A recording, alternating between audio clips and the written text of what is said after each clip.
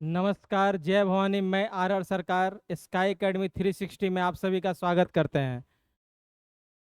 दोस्तों, जैसा कि भारतीय राज व्यवस्था इंडियन पॉलिटी की क्लास चल रही थी और उसमें मैंने जो है बताया था कि संविधान क्या होता है, संविधान की आवश्यकता क्यों है, संविधान का महत्व क्या है। उसके अलावा मैंने बताया था कि संविधान बनने की शुरुआत कैसे हुई। 1600 के राजलेख से मैंने शुरू किया था। 1600 के राजलेख को पढ़ा, फिर उसके बाद 1726 1773 का रेगुलेटिंग एक्ट, 1784 का पिट्स इंडिया एक्ट, 1793 का एक्ट। और 1793 के एक्ट में जहां तक मैंने बताया था कि 1793 के एक्ट में जो है क्या था कि इसमें जो है व्यापारिक अधिकार को जो है कंपनी का जो व्यापारिक अधिकार था वह 20 वर्षों के लिए क्या कर दिया गया था, बढ़ा दिया गया था। ठीक है, तो 20 वर्षों के लिए जब बढ़ा दिया गया था तो 1793 का जो एक्ट था वह कहां पहुंच गया, 1813 का अधिनियम में। तो 1813 का चार्टर एक्ट के बारे में हम लोग देखते हैं। 1813 का चार्टर एक्ट क्या कहता है, इसे जैसे अन्य चार्टर एक्ट जो है पारित किए जा रहे थे ब्रिटिशों के संसद के द्वारा, उसी प्रकार 1813 का चार्टर एक्ट भी ब्रिटिश संसद द्वारा जो है क्या किया जा रहा था, किया गया, पारित किया गया। इसमें क्या किया गया कि ईस्ट इंडिया कंपनी के प्रशासन और व्यापारिक अधिकार को लेकर अनेक कई बदलाव किए गए। जैसे कि कहने का मतलब हुआ कि जब संसद 1813 का पास हुआ तो इसमें क्या किया गया कि राजनीतिक अधिकार और व्यापारिक अधिकार जो 1784 का पिट्स इंडिया एक्ट से अलग हो गया था, बीओडी और बीओसी दोनों को अधिकार दिए गए थे, उसी प्रकार जो है उसी के तहत जो है आगे बढ़ते हुए इसमें उसके जो बीओडी और बीओसी था, जो राजनीतिक प्रशासन था और व्यापारिक प्रशासन था, उसमें कई बदलाव किए गए। और बदलाव में देखेंगे हम लोग आगे कि जैसे उसका व्यापारिक अधिकार को क्या कर दिया गया था, कंपनी का समाप्त कर दिया गया था। ठीक है, अब इसके अलावा 1793 का जो एक्ट था इसे कितने साल के लिए बढ़ा दिया गया था, 20 साल के लिए बढ़ाया गया था। और यही 20 साल जब बढ़ा तो कितना हो गया, 1813 हो गया। ठीक है, देखिए अब इसका मुख्य प्रावधान क्या है, कंपनी का व्यापारिक एकाधिकार समाप्त। देखिए सबसे पहला पॉइंट यही है कि कंपनी का व्यापारिक एकाधिकार क्या हो गया, समाप्त हो गया। ठीक है, कंपनी का व्यापारिक एकाधिकार समाप्त हो गया।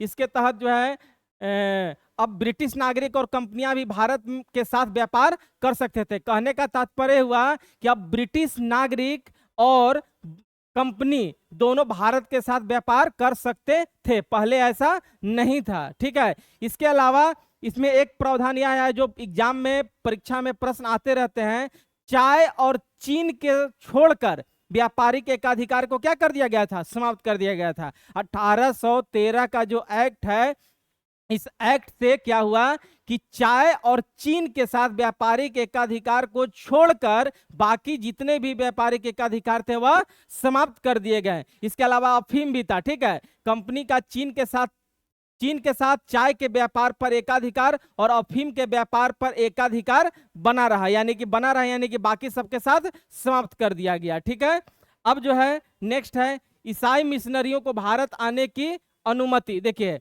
इसी एक्ट के तहत जो है जो ईसाई मिशनरी था उसको भारत में धर्म प्रचार करने का क्या किया गया, धर्म प्रसार करने की अनुमति दी गई। ठीक है, इससे पहले जो है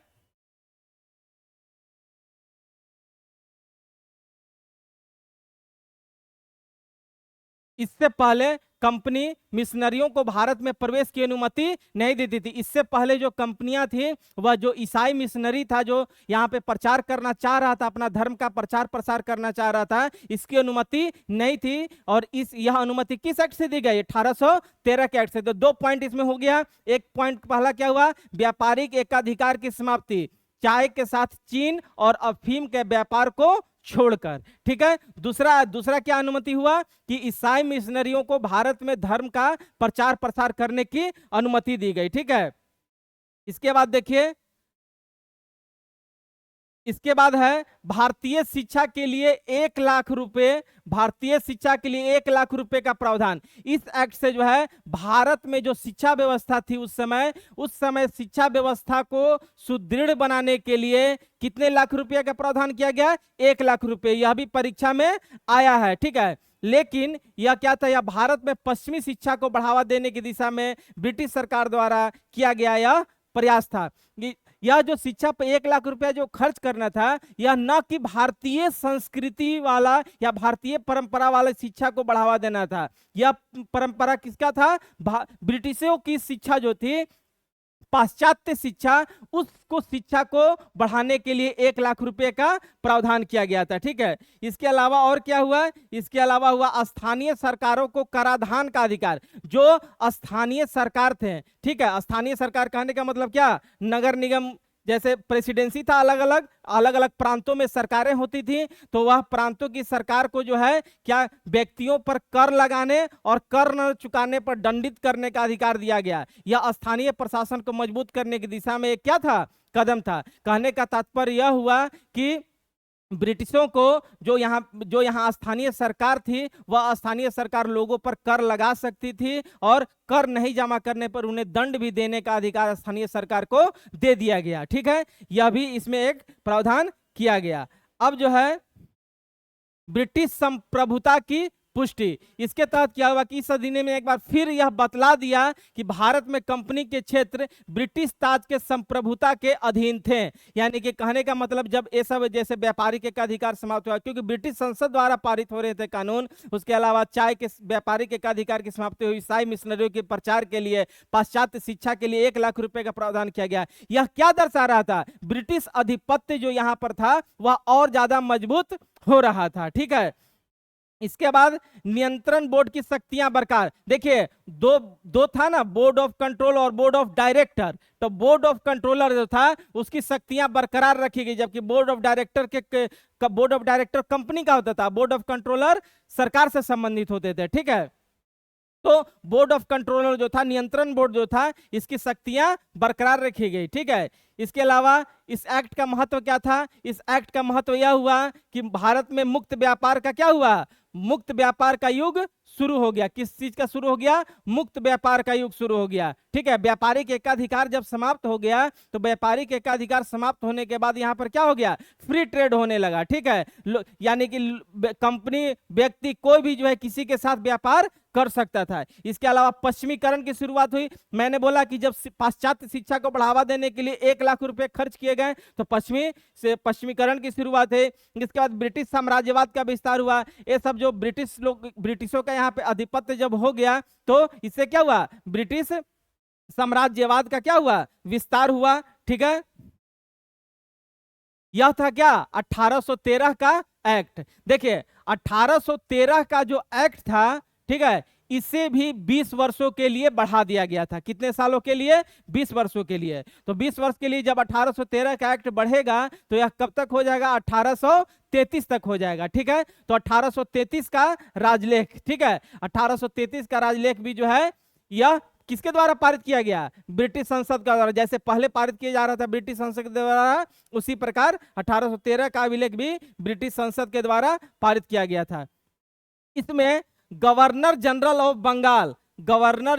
बंगाल जो था, इसे गवर्नर जनरल ऑफ इंडिया कहा जाने लगा। क्या कहा जाने लगा? Governor general of India. देखिए पहले गवर्नर होता था बंगाल का गवर्नर, तो रॉबर्ट क्लाइव था पहला। ठीक है, बंगाल के गवर्नर को बंगाल का गवर्नर जनरल कहा जाने लगा। तो कौन था बंगाल का पहला गवर्नर जनरल? Warren Hastings. अब यही बंगाल का जो पहला गवर्नर जनरल था, बंगाल का जो गवर्नर जनरल था, इसका नाम बदल के क्या किया कर दिया गया? Governor general of India. ठीक है, भारत का गवर्नर जनरल। और भारत का प्रथम गवर्नर जनरल कौन हो गया? Lord William Bentinck. ठीक है, कौन? Lord William Bentinck. तो समझ में आ गया। देखिए तीन, कंफ्यूज नहीं होना है। ठीक है, किसी प्रकार का कंफ्यूजन नहीं। बंगाल का गवर्नर रॉबर्ट क्लाइव, बंगाल का प्रथम गवर्नर जनरल जुड़ जाएगा तो कौन हो जाएगा? Warren Hastings. और उसके बाद गवर्नर जनरल और भारत का प्रथम governor general lord William Bentinck. यह किस एक्ट से हुआ? यह भी प्रश्न आएगा। 1833 के एक्ट से हुआ। ठीक है, इसके अलावा केंद्र में विधायी सत्ता का केंद्रीयकरण किया गया। देखिए इससे क्या हुआ कि केंद्र में विधायी सत्ता का केंद्रीयकरण किया गया। क्या किया गया? विधायी सत्ता का केंद्रीयकरण किया गया। केंद्रीयकरण कहने का मतलब क्या होता है कि जो प्रांत की जो सरकारें थी उनको सेंट्रल पे ज्यादा निर्भर होना, यही केंद्रीयकरण होना है। ठीक है, तो यही बात था केंद्र में विधायी सत्ता का केंद्रीयकरण। इसमें गवर्नर जनरल की कार्यकारिणी परिषद में एक चौथे सदस्य कानून सदस्य जोड़ा गया, ठीक है। यानी कि देखिए जिसे विधि सदस्य कहा जाता था, इसमें इस एक्ट से क्या हुआ कि एक जो गवर्नर जनरल का जो कार्यकारिणी का जो परिषद था, उस परिषद से एक अतिरिक्त, पहले गवर्नर जनरल का जो परिषद था उसमें 3 सदस्य होते थे, 3 से 4 किया गया, ठीक है। अब चौथा जो सदस्य हुआ, यह चौथा सदस्य को क्या कहा गया, कानूनी सदस्य या विधि सदस्य कहा गया, जिसका उद्देश्य क्या था कि कानून निर्माण में विशेषज्ञ सलाह देना। क्या था, कानूनी निर्माण में विशेषज्ञ सलाह देना। और पहले विधि सदस्य को के रूप में कौन बने, लॉर्ड मैकाले। कौन बने, लॉर्ड मैकाले बने, ठीक है। समझ में आई बात। देखिए 1833 का जो राजलेख है, इस राजलेख से एक गवर्नर जनरल की जो कार्यकारिणी परिषद थी, उस कार्यकारिणी परिषद में चौथे सदस्य को शामिल किया गया। और वह चौथे सदस्य का नाम क्या था, क्या कहते हैं, विधि सदस्य या कानूनी सदस्य। और पहले कानूनी सदस्य विधि सदस्य कौन बने, लॉर्ड मैकाले बने, ठीक है। यह सदस्य और विधायी मामलों में सहायता करता था, ठीक है। पहले कानूनी सदस्य को वही थॉमस बैबिंगटन मैकाले इनका पूरा नाम था, ठीक है। इसके अलावा जो है इस एक्ट में विधि आयोग का भी गठन किया गया। क्या किया गया, विधि आयोग का गठन किया गया। और यही मैकाले साहब इस आयोग के क्या थे, प्रथम अध्यक्ष थे, ठीक है।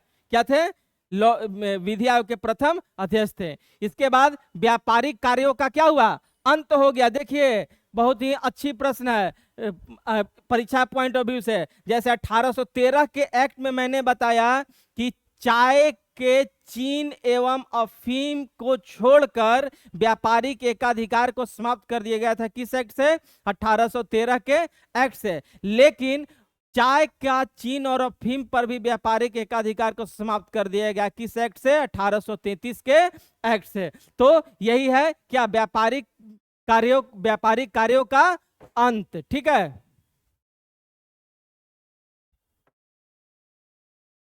अब है इस एक्ट ने ईस्ट इंडिया कंपनी के सभी व्यापारिक एकाधिकार को समाप्त कर दिया, जिसमें चीन के साथ चाय का व्यापार भी शामिल था, ठीक है। अब जो है एक इस प्रकार कंपनी अब जो है क्या हो गया, एक प्रकार का विशुद्ध प्रशासनिक और राजनीतिक निकाय बन गया, ठीक है। क्या हो गया, कंपनी, इससे क्या हो गया, जब व्यापारिक एकाधिकार समाप्त ही कर दिया गया, क्योंकि अब पूरी तरह से वह किसके नियंत्रण में चला गया, ब्रिटिश सरकार के नियंत्रण में चला गया, तो कंपनी क्या हो गया, एक प्रशासनिक और राजनीतिक निकाय बन गई, ठीक है। अब इसका मुख्य कार्य ब्रिटिश क्राउन के लिए भारत का शासन करना था। यानी कि इसका मतलब क्या हुआ कि कंपनी अब जो है भारत में व्यापार करेगी, रहेगी, लेकिन वह किसके लिए कार्य करेगी, ब्रिटिश सरकार के लिए, ठीक है। इसके अलावा भारतीयों को नौकरी में अवसर देने की घोषणा की गई। इस एक्ट से भारतीयों को नौकरी में अवसर देने की घोषणा की गई। इसका तात्पर्य क्या हुआ कि भारतीयों को सरकारी सेवाओं में शामिल किया जाएगा, ठीक है, मेरिट के आधार पर, ठीक है। यह क्या हुआ, मेरिट के आधार पर भारतीयों को शामिल करने के लिए कहा गया, लेकिन यह लागू नहीं हो सका 1833 के एक्ट से। ऐसा कहा गया लेकिन यह लागू नहीं हुआ, ठीक है। इसके अलावा इस एक्ट में दास प्रथा का क्या हुआ, उन्मूलन हो गया। किसका, दास प्रथा का उन्मूलन किया गया इस एक्ट से। 1833 के एक्ट से दास प्रथा को पूरी तरह से समाप्त कर दिया गया, ठीक है। लॉर्ड, देखिए परीक्षा में आता है कि दास प्रथा का अंत किसने किया था, तो लॉर्ड विलियम बेंटिंग। और लॉर्ड विलियम बेंटिंग जो है 1833 एक्ट से भारत का प्रथम गवर्नर जनरल बनता है, और इसी ने दास प्रथा का क्या कर दिया, अंत कर दिया, ठीक है। इसके बाद यूरोपियों को भारत में यूरोपियों को भारत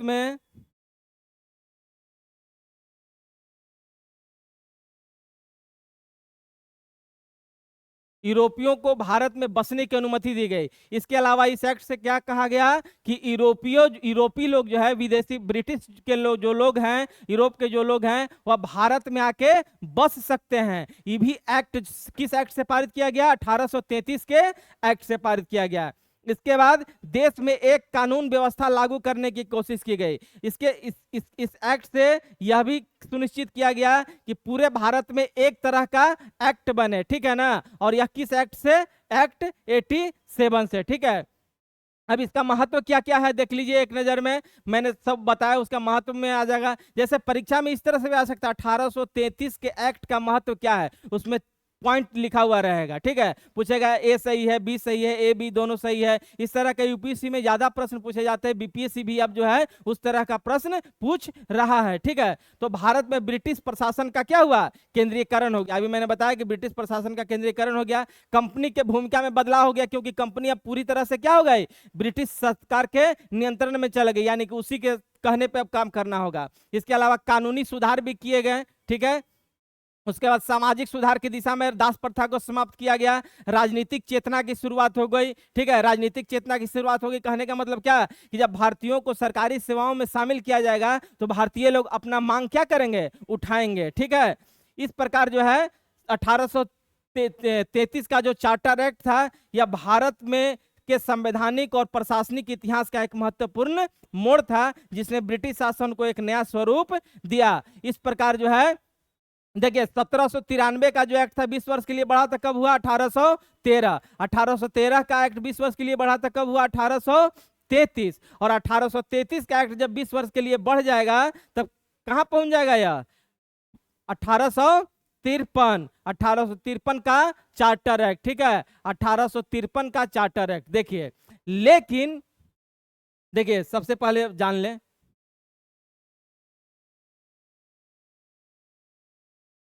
देखिए 1853 का चार्टर एक्ट ब्रिटिश संसद द्वारा पारित अंतिम चार्टर अधिनियम था, जो 1793, 1813, 1833 के चार्टर अधिनियमों की श्रृंखला में था।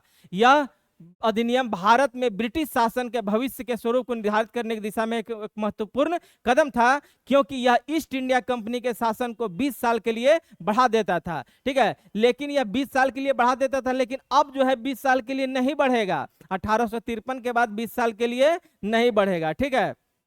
इसमें क्या क्या बदलाव किए गए 1853 के एक्ट में, यह देख लीजिए।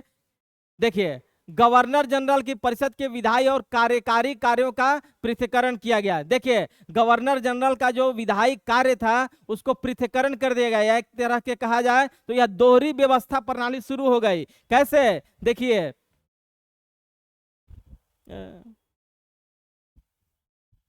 कैसे शुरू हो गई? देखिए गवर्नर जनरल का जो परिषद था उसमें विधायी कार्य, ये विधायी कार्य में क्या होता है? विधायिका क्या काम करती है? कानून को बनाती है। और कार्यकारी यानी प्रशासनिक कार्यपालिका क्या काम करती है? कानून को लागू कराती है। तो इन दोनों कार्यों को क्या कर दिया गया? अलग कर दिया गया, ठीक है। इसमें एक नई भारतीय विधान परिषद का गठन किया गया, जिसे छोटी संसद भी कहा जाता था। यानी कि इसके तहत जो है 1853 के एक्ट के तहत जो विधायी कार्य थे, उस विधायी कार्य के तहत जो है भारत में एक भारतीय विधान परिषद की स्थापना की गई, जिसे छोटी संसद कहते थे। इसमें 6 सदस्य, अतिरिक्त सदस्य और जोड़े गए उस परिषद में, ठीक है। इसके अलावा इसने विधायिका को पहली बार सरकार के एक विशेष कार्य के रूप में मान्यता दी, जिसके लिए विशेष मशीनरी और प्रक्रियाओं की आवश्यकता थी। इसके अलावा इसने इस एक्ट में से क्या हुआ विधायी कार्य में कि इसने सरकार को एक विशेष तरीके से काम करने के लिए जो है यह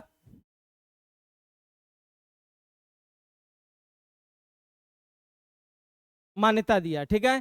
इसके बाद सिविल सेवकों की भर्ती के लिए खुली प्रतियोगिता का आयोजन किया गया। देखिए हमने बताया था ना कि अब 1833 के एक्ट में भारतीयों को सिविल से सरकारी नौकरियों में आने के लिए मान्यता दिया गया था, लेकिन लागू नहीं हो पाया था। लेकिन 1853 के एक्ट से जो है क्या हुआ कि इस सिविल सेवकों की भर्ती और चयन के लिए खुली प्रतियोगिता प्रणाली की शुरुआत हुई, क्योंकि उस समय 1833 में मेरिट का बात किया गया था। अब यहाँ पे मेरिट के आधार पर नहीं, खुली प्रतियोगिता के आधार पर भर्ती किया जाएगा।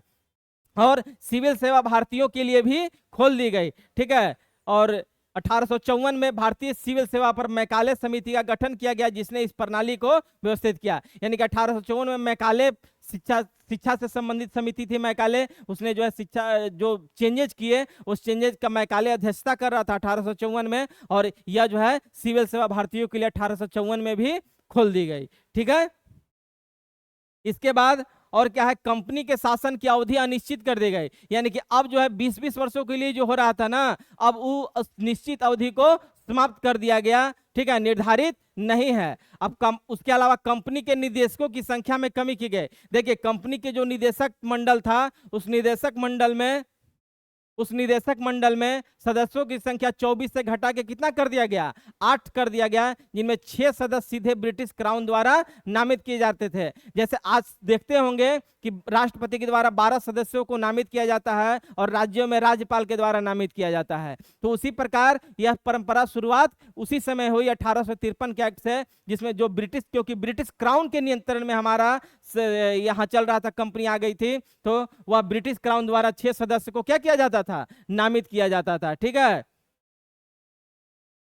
अब देखिए बंगाल के लिए अलग लेफ्टिनेंट गवर्नर। देखिए 3 प्रेसिडेंसी था, कौन कौन, बंगाल था, मद्रास था, मुंबई था। तो बंगाल प्रेसिडेंसी के लिए अलग लेफ्टिनेंट गवर्नर बनाया गया। ठीक है, कि नियुक्ति का प्रावधान किया गया। इसके अलावा स्थानीय प्रतिनिधित्व कहने का मतलब इसमें बढ़ोतरी की गई। स्थानीय प्रतिनिधित्व का मतलब हुआ कि स्थानीय प्रतिनिधित्व जिसमें विधान परिषद में पहली बार स्थानीय प्रतिनिधित्व की शुरुआत की गई। गवर्नर जनरल की परिषद के 6 नए विधायी सदस्यों में से 4 का चुनाव Madras presidency, Bombay presidency, Bengal presidency और आगरा की स्थानीय सरकारों द्वारा किया जाना था। यानी कि जो परिषद था, स्थानीय परिषद, इस परिषद में कहां कहां से चुन के आएंगे, किस किस प्रेसिडेंसी से, स्थानीय प्रतिनिधित्व कहां कहां से आएगा, मद्रास से आएगा, आगरा से आएगा, मुंबई से आएगा और कोलकाता से आएगा। ठीक है, इस प्रकार जो है 1853 का जो एक्ट था, इस एक्ट की प्रमुख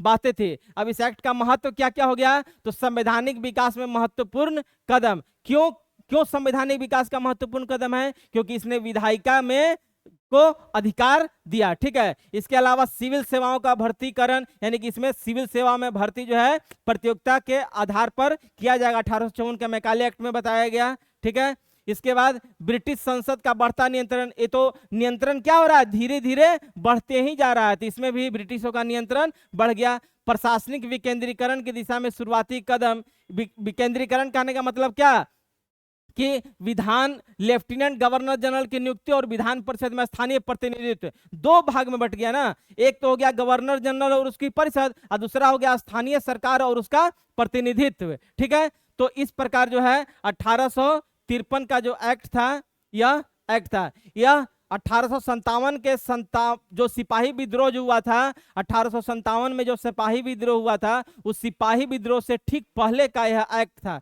ठीक है, इसमें कुछ प्रावधानों ने अप्रत्यक्ष रूप से विद्रोह के बाद भारत में ब्रिटिश शासन के स्वरूप को प्रभावित किया। जब 1858 के भारत सरकार अधिनियम द्वारा देखिए क्या हुआ कि इस एक्ट में जो प्रावधान किए गए थे, उस एक्ट के प्रावधान से कुछ ऐसे चीजें हुई जो भारतीयों को अच्छा नहीं लगा, और उसने जो है 1857 का विद्रोह कर दिया था। और 1857 के विद्रोह के कारण ही 1858 का एक्ट आया। अब देखिए, पहले 20-20 साल पे आ रहा था, अब 5 साल पे ही आ गया। कौन, 1858 का एक्ट। तो आगे देखते हैं 1858 का एक्ट। देखिए, इस एक्ट को क्या कहते हैं, भारत सरकार अधिनियम 1858। क्या कहते हैं, भारत सरकार अधिनियम 1858। यह जो है 1857 के सिपाही विद्रोह जो हुआ था उसके बाद तुरंत लाया गया था। क्यों, क्योंकि जो 1853 के एक्ट में कुछ ऐसे प्रावधान किए गए थे जो भारतीयों को अच्छा नहीं लग रहा था, इसीलिए 1858 का एक्ट लाया गया, इसीलिए इसे act for better settlement in India act कहते हैं। क्या कहते हैं, act for better settlement government of India. ठीक है, समझ में आया बात। इस एक्ट को क्या कहते हैं, 1858 के एक्ट को, an act of the better settlement government of India, 1858 को। अब इसका मुख्य प्रावधान क्या क्या था देख लें। देखिए, इसका मुख्य प्रावधान था कंपनी के शासन का अंत और क्राउन का। देखिए, अब कंपनी का शासन पूरी तरह खत्म, अब कंपनी का शासन नहीं चलेगा और सीधे अब ब्रिटिश क्राउन के हाथ में चला गया। ठीक है, सबसे पहला बात तो यही हो गया, क्या, कि कंपनी के शासन जो है का अंत हो गया, क्राउन के पास सीधा चला गया। ठीक है, उसके बाद अब भारत का शासन सीधे ब्रिटिश महारानी विक्टोरिया के नाम पर चलाया जाने लगा। भारत में जो शासन चल रहा था वह किसके नाम पे चलने लगा? महारानी विक्टोरिया के नाम पे। दोहरी सरकार प्रणाली का अंत हो गया। देखिए दोहरी सरकार प्रणाली किसमें शुरू हुआ था? 1784 के एक्ट में, बीओडी और बीओसी, बोर्ड ऑफ कंट्रोलर और बोर्ड ऑफ डायरेक्टर। तो बोर्ड ऑफ कंट्रोलर, ये प्रणाली को क्या कर दिया गया? समाप्त कर दिया गया। और यह प्रश्न परीक्षा में आता है कि दोहरी सरकार प्रणाली किस एक्ट से समाप्त हुई? तो यह किस एक्ट से समाप्त हुई? 1858 का एक्ट से समाप्त हुआ। ठीक है, इसके अलावा इसमें भारत के राज्य सचिव का जो पद है उस पद का गठन किया गया। ठीक है, नया पद गठन किया गया, राज्य सचिव का पद। ठीक है, इसके बाद इस सचिव का काम क्या होता था? सचिव का काम होता था भारत और ब्रिटेन के जो क्राउन थे, महारानी थी, क्राउन, ब्रिटिश क्राउन जो था, उनके बीच में संवाद, संचार स्थापित करना, सचिव का काम यह था। इसके बाद भारतीय परिषद का गठन किया गया। क्या किया गया? 15 सदस्यीय एक भारतीय परिषद का गठन किया गया। देखिए 15 सदस्यों का एक भारतीय परिषद गठन किया गया, जो एक सलाहकारी निकाय थी, सिर्फ सलाह दे सकता था और कुछ नहीं कर सकता था, सलाह दे सकता था। इसके अलावा गवर्नर जनरल का पद वायसराय में बदल गया। देखिए अब जो है गवर्नर जनरल का पद जो है वायसराय में बदल गया, और पहले वायसराय कौन बने? Lord Canning. देखिए बंगाल का गवर्नर, बंगाल का governor general, governor general of India, Bharat का गवर्नर जनरल। अब भारत का गवर्नर जनरल का पद का नाम बदल के क्या कर दिया गया? वायसराय कर दिया गया। और पहला वायसराय कौन है भारत का? Lord Canning. तो याद एक बार फिर से रिपीट करते हैं, बंगाल का गवर्नर रॉबर्ट क्लाइव पहला, बंगाल का गवर्नर जनरल पहला वारेन हेस्टिंग्स, उसके बाद भारत का प्रथम governor general lord William Bentinck, उसके बाद अब यही अब क्या पद का नाम हो गया चेंज? वायसराय। तो कौन हो गया? Lord Canning. ठीक है,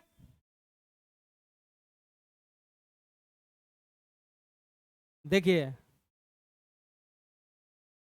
लॉर्ड कैनिंग भारत के प्रथम वायसराय बने। इसके बाद मुगल सम्राट के पद को क्या कर दिया गया? समाप्त कर दिया गया। मुगल सम्राट के पद की समाप्ति कर दी गई। ठीक है, औपचारिक रूप से समाप्त कर दिया गया। ये इस प्रकार, यानी कि क्यों? क्योंकि उस समय मुगल शासक पर शक्तिहीन हो चुका था। ठीक है, उसके बाद डॉक्ट्राइन ऑफ लैप्स, व्यापकता का सिद्धांत लाया गया। ठीक है, हड़प नीति को समाप्त कर दिया गया, का अंत कर दिया गया। इस अधिनियम से जो हड़प नीति थी, हड़प नीति के तहत जो है अवध, सतारा, इस सबको हड़प लिया गया था राज्यों को। ठीक है, तो उस नीति को क्या कर दिया गया? समाप्त कर दिया गया। इतिहास में हम लोग पढ़ेंगे कि कौन कौन सा हड़प नीति के तहत राज्य थे।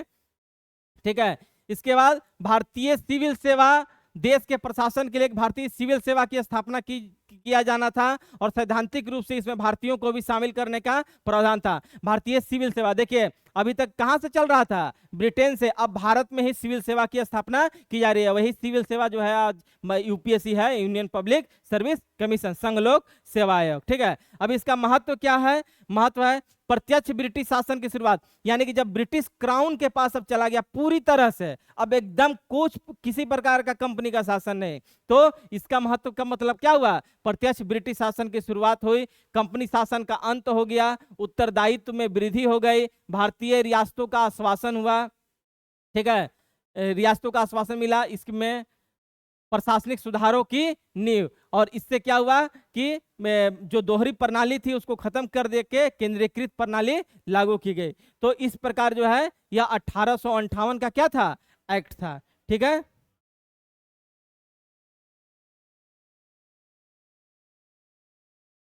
अब है 1861 का अधिनियम। देखिए 1861 का अधिनियम, इसको क्या कहते हैं? भारतीय परिषद अधिनियम 1861। क्या कहते हैं? भारतीय परिषद अधिनियम 1861। इसमें भारत में संवैधानिक विकास और प्रतिनिधि संस्थाओं की शुरुआत की। इस एक्ट से क्या हुआ कि भारत में संवैधानिक विकास, यानी संविधान का विकास, और उसके अलावा प्रतिनिधि संस्थाओं की शुरुआत की गई। 1857 के विद्रोह के बाद जो है क्या हुआ था कि ब्रिटिश सरकार को महसूस होने लगा कि भारतीयों के सहयोग के बिना भारत में शासन चलाना क्या हो गया? मुश्किल हो गया। इसी उद्देश्य के तहत जो है भारतीयों को कानून बनाने की प्रक्रिया में शामिल करना और विकेंद्रीकरण की प्रक्रिया शुरू करना इस एक्ट का मुख्य बात था। अब देखते हैं इसका मुख्य प्रावधान क्या क्या है। इस एक्ट का 1861 का जो भारत परिषद अधिनियम है, इसका मुख्य प्रावधान क्या है? कानून बनाने की प्रक्रिया में भारतीयों को शामिल करना। देखिए, जो कानून बनेगा उस कानून बनाने की प्रक्रिया में भारतीयों को शामिल करना। गैर किस रूप में? गैर सरकारी सदस्य के रूप में। किस रूप में? गैर सरकारी सदस्य के रूप में शामिल करना। ठीक है, इनमें से ये सदस्य गवर्नर जनरल द्वारा नामित किए जाते थे। और 1862 में जो है लॉर्ड कैनिंग ही था वायसराय। उसने 3 भारतीयों, बनारस के राजा, पटियाला के महाराजा और सर दिनकर राव को विधान परिषद में क्या किया? मनोनीत किया। देखिए, आज भी विधानमंडल में, विधानसभा में चुने हुए होते हैं और विधान परिषद में नामित किए जाते हैं कुछ सदस्यों को।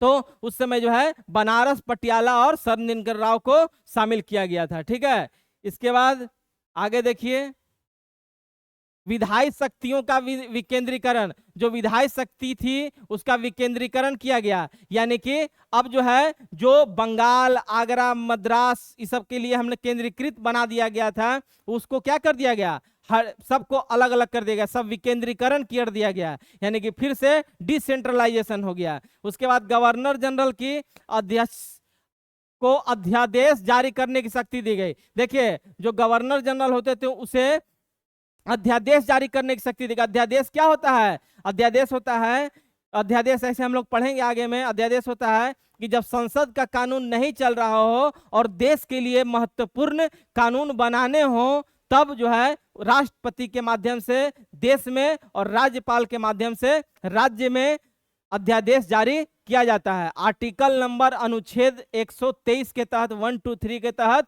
केंद्र सरकार यानी राष्ट्रपति अध्यादेश जारी करते हैं, और आर्टिकल 213 के तहत जो है राज्यपाल अध्यादेश जारी करते हैं। तो अध्यादेश जारी करने की शक्ति दी गई आपातकाल के समय में।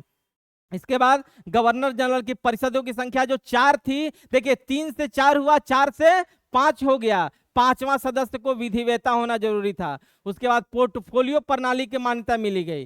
किस प्रणाली की? पोर्टफोलियो प्रणाली के। पोर्टफोलियो कहने का मतलब क्या होता है कि विभाग के अनुसार जो है पोर्टफोलियो बना होता था। ठीक है, तो पोर्टफोलियो प्रणाली की शुरुआत हुई। इसका महत्व क्या है? प्रतिनिधि संस्थाओं की शुरुआत हुई, विकेंद्रीकरण की दिशा में कदम रखा गया, प्रशासनिक दक्षता में सुधार हुआ। यह अधिनियम भारत में संवैधानिक विकास की दिशा में एक पहला महत्वपूर्ण कदम था। यानी कि अब भारत में देखिए संविधान का अब धीरे धीरे विकास होने लगा, और यह जो एक्ट था यह संवैधानिक दिशा की तरफ जो है महत्वपूर्ण एक्ट था। ठीक है, तो इस प्रकार जो है हम लोग जो है अलग अलग एक्ट 1793 का एक्ट, 1761 का एक्ट, उसके बाद से 1813 का एक्ट, 1813 के बाद 33 का एक्ट, 53 का एक्ट, 1858 का एक्ट, 1861 का एक्ट, अलग अलग एक्ट के बारे में जाने। ठीक है, अब हम लोग आगे जो है 1919 का मार्ले मिंटो सुधार पढ़ेंगे। उसके बाद मार्ले मिंटो सुधार आएगा, 1919 में आएगा। फिर मॉन्टेग्यू चेम्सफोर्ड सुधार आएगा। उसके बाद आएगा आपका 1935 का भारत शासन अधिनियम। तो यह सारी बातें अगली क्लास में करेंगे। ठीक है, तब तक आप रिवीजन कीजिए। ठीक है, बार बार जो है दोहराइए, रिवीजन एकदम छूटेगा नहीं, एकदम सारा क्वेश्चन एकदम यहीं से आवेगा। ठीक है, एकदम सब जितना है तरह का प्रश्न हो सकता है सब जो है बताया जा रहा है। तो अच्छे से रिवीजन कीजिए। ठीक है, और वीडियो अच्छा लगता है तो लाइक कीजिए, शेयर कीजिए, सब्सक्राइब कीजिए। ठीक है, धन्यवाद।